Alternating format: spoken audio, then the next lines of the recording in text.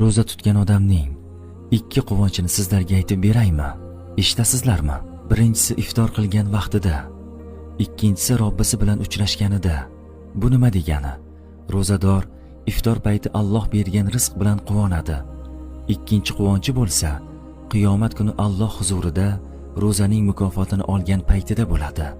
Payg'ambarimiz alayhisolatu vassalom aytdilar: kim Alloh yo'lida bir kun ro'za tutsa, Alloh uning yuzini do'zaxdan 70 yillik masofaga uzoqlashtiradi. Ixlos bilan faqat Alloh roziligi uchun ro'za tutgan inson uchun jannat eshiklari ochiq bo'lishi xabar berilgan.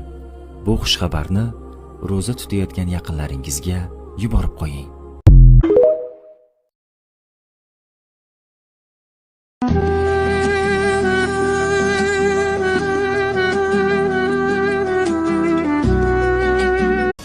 Yangi yilga hali 10 kun bo'lsa, men hozirdan bozorga kelib oldik. Obbo, namuncha ziqnasiz dadasi. Yangi yilga yaqin hamma narsa oshib ketadi narx-navosi. Men sizni qisdaysiz o'ylayapman. Voy dadasi, hech bo'lmasa bu yil ananas olaylik dasturxonga. Ha, olaver. Ukani nech pul aka? Donasi 50 mingdan aka. Ya nima qilasan, buni kaktusga o'xshab hamma joyini tikon bosyapti. Buni yeb ham bo'lmaydi.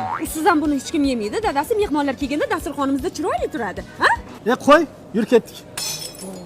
Dadasi. Topdim. Nima bu? Qorboboni paypog'i. Buni nima qilasan? Uyga chiroyli qilib osib qo'yamiz.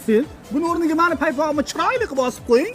Voy, erkin nafasimni bo'g'mang dadasi.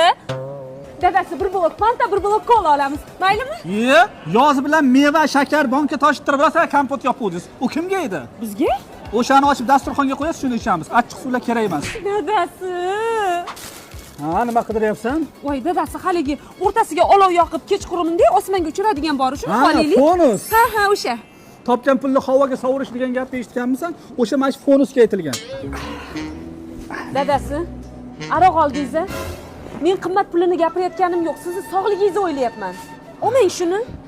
Xotin haqiqatan to'g'ri gapirding, lekin shuncha aroqni ichib sog'lig'imni dabdalasi chiqib ketadi, to'g'rimi? To'ppa to'g'ri.